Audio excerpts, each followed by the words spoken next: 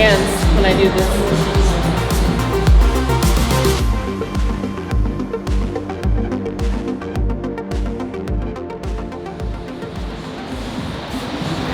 Today, we're gonna start with some back squats, which I haven't done in a while, actually. I have pretty tender knees, so I've been like trying to be smart about that.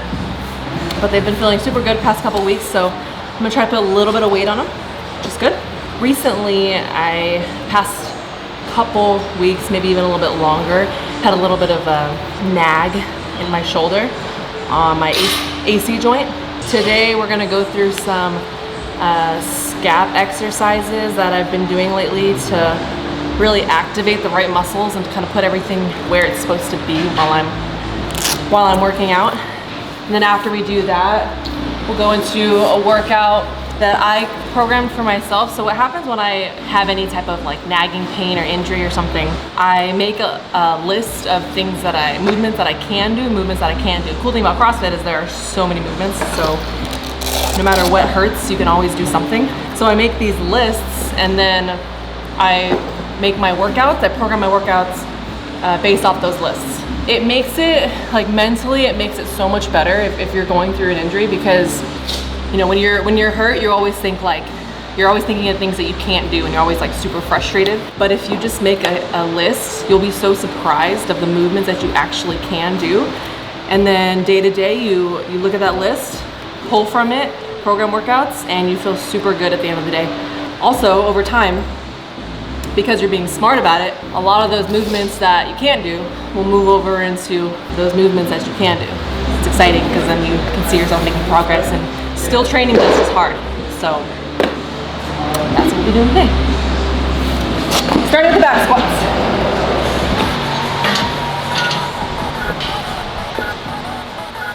Hey yo, the rain was steady pouring, heard the drops and drizzle meant to be. Chilling in my crib, no doubt, peep the scenery. Telephone rang, then it stopped before I could answer it. I heard a knock at the door, so I answered it. And with Jermaine, he had a little situation. Beef up on the block, and orthodox that led the confrontation. He said these cats be acting hard on the block, and they be pumping weight and holding, so Dwayne got shot. Now see, Dwayne was just a knucklehead, but still was his cousin. And I'd be wrong if I ain't help him when it's beef, he gon' rush him. He said, listen, homie, ain't no time for discussion. Motherfucking pressure's rising and it's boiling the bustin'. So if you with me, then you with me, nigga, make a decision. Got the bait, you be the hook, cause we's about to go fishing. Now listen, when it's on,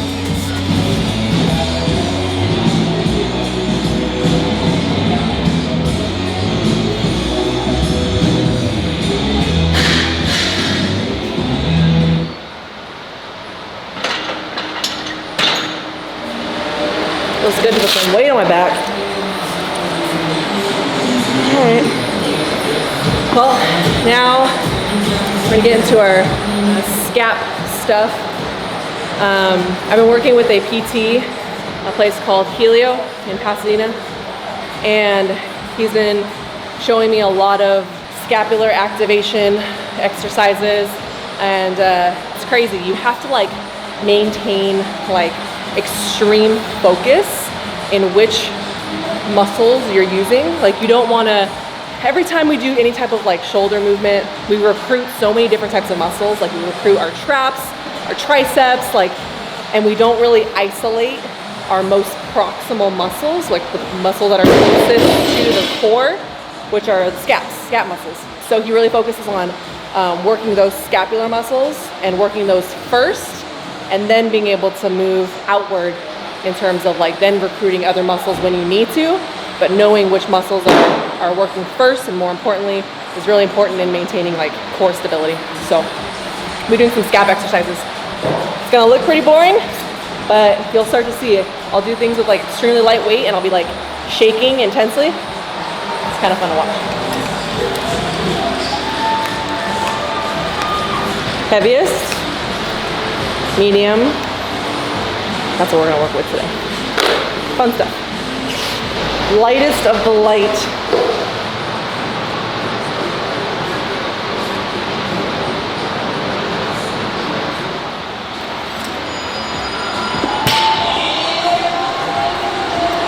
So we're activating the scap muscle, we're retracting the scapula and pulling it against your body.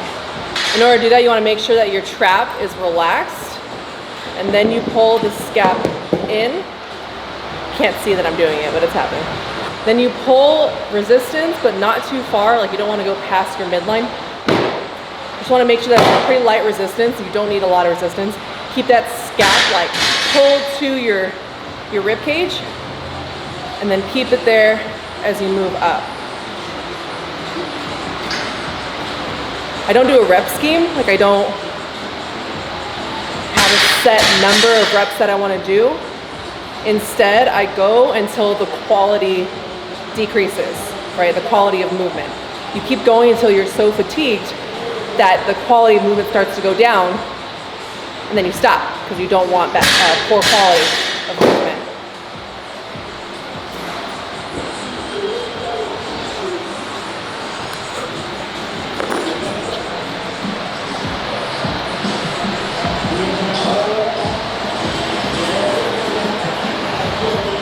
Same thing there. I kind of just go until I start to lose quality. But with something like that, like you have to recruit other muscles in order to get the bar up. But like you want to make sure that you're using the right muscles first before you're coming up and using other muscles. Look how cute this is. That's all it takes? That's all it takes. And then after I'm done with this, I'm actually going to go and go down to a weightless because the 5 pounds is going to burn too badly.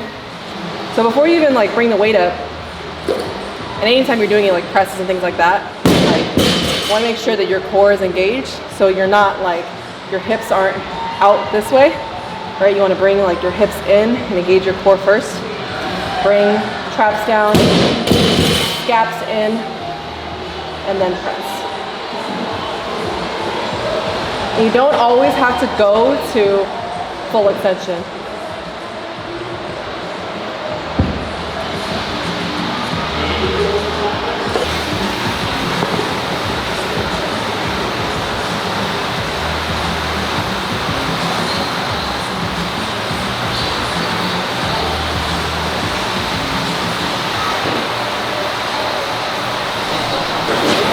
Shaking. It's so weird. So stuff that's like this meticulous, I save until like I'm actually, you know, feeling something and I'm hurting. I think a lot of people should be doing this a lot more often than anyone does, and I probably should too. But I do similar things in my training, just not like this meticulous. Right now I'm literally focusing on like just one muscle on my back. And sometimes like right now I notice that my pelvis is tilted where it shouldn't be. Like you'll lose it because you're trying to think of so many things at once. Just when you notice that that's happening, just like fix it and then continue.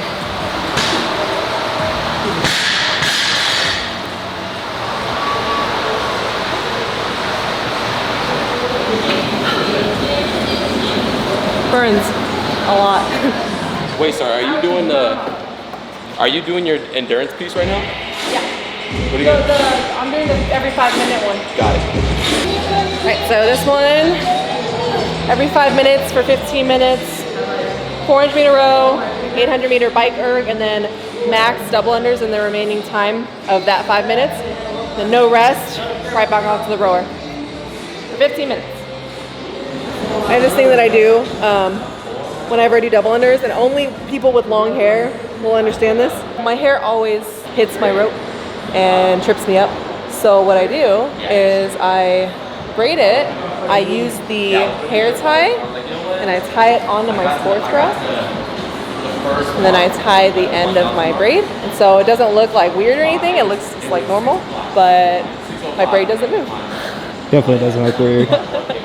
You learn, you have to learn these little things. Especially when you have long hair, like it affects certain workouts and certain movements. I swear it does.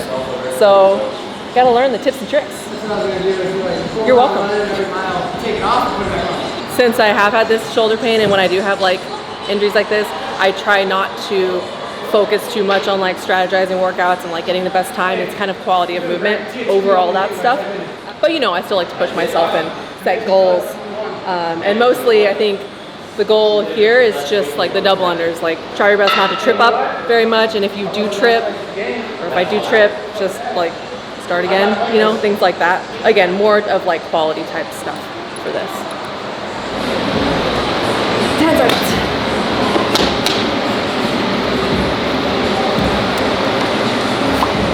Three, two, one. Let me into my zone. Let me into my zone. Let me into my zone. Please don't let me in. Yeah. Gon' play that. Take you down, I'ma say that. Might need me a couple dollars. Telling you now this payback. So I take that. Ask them now what say that. I've been going to the top and I got what they not, so I know that they hate that. But I'm on now. All these lanes gonna zone out. And all these lanes gonna tell you what I did, and they twist and they worse till I fall out. I'm gone. Finally back in my home. I'm working like so much, they swear I had me a clone. Can't answer my phone now, just leave it there, that tone. Ballin' can't beat me up, cause I'm back in my zone now. Cause I'm back in my zone now.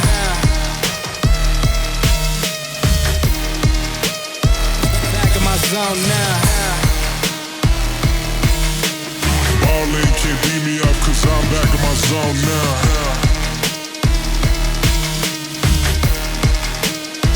Back in my zone now. Let me into my zone. Let me into my zone. Please don't let me into my zone. Let me into my zone. Let me into my zone. Let me into my zone. Please don't let me in. Please don't let me into my zone. I just need some time of my own. All these people trying to get a conversation. You can conversate to that tone. My God up on that throne, yeah. So I'm never alone, yeah. All these people trying to box me in. I made one that is home, yeah. What you hear now, that makes two of us. Said you the only one. That takes you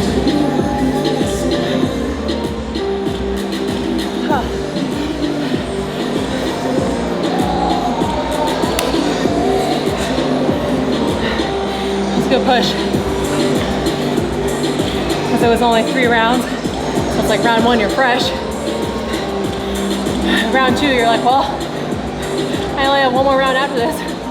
Round 3, you get everything, so it's like no real slowing down. And the bike arc was good because like I'm just learning more about it, so it's good to keep practicing with it. And then first last set of double unders was I think the same, yeah, close to like 140 in the first and last round. Middle one was like 100, a little over 100. It's good in terms of like double under, like mindset. Like everyone knows they hurt, but you can always keep going.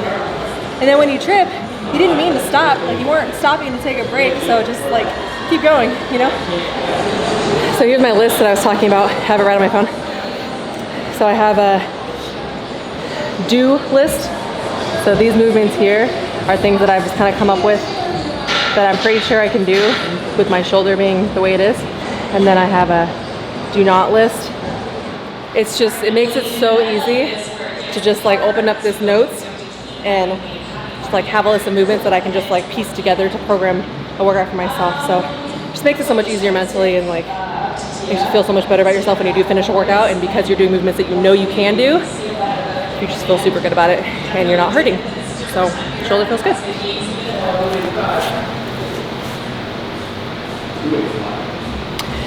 So even for like my rowing today on that workout, even though it was only 400 meters and I was, you know, I was trying to breathe heavy, like I wasn't like 100% focusing on like perfect movement the whole time. I was still focusing a lot on it. Like I was thinking about my muscles that I was using, like specific muscles that I'm trying to use. So my rowing looks a little different and it feels a little different. But the thing is, like the cool thing about breaking movements down like this and breaking your body down in terms of like muscle groups is over time, there's a neuromuscular pathway. I'm getting a little like sciencey here, but if you do it often enough, it becomes like, that's what we call muscle memory. It just becomes second nature, and your body does it without having to think so much about it. So when you slow things down and you don't focus so much on time or intensity as much, you're really rewarding yourself, and in the end you will have a greater power output and a better time and more intensity, because your body will remember how to do it properly and work more core to extremity, and so you will get more power out of it eventually. So over time, it works in your favor. All right, well, that's it for today, and hope you liked it, enjoyed it, hope it was informational. And if you have any more questions about anything, you know, just let me know in the comments below. If you have any kind of add-ons or ideas to what I'm doing, let me know. And subscribe, all those good things. Yeah, so that's it. Thanks. Hey, yo, the rain was steady pouring, heard the drops and drizzle meant to be. Chilling in my crib, no doubt. Peep the scenery. Telephone rang, then it stopped before I could answer.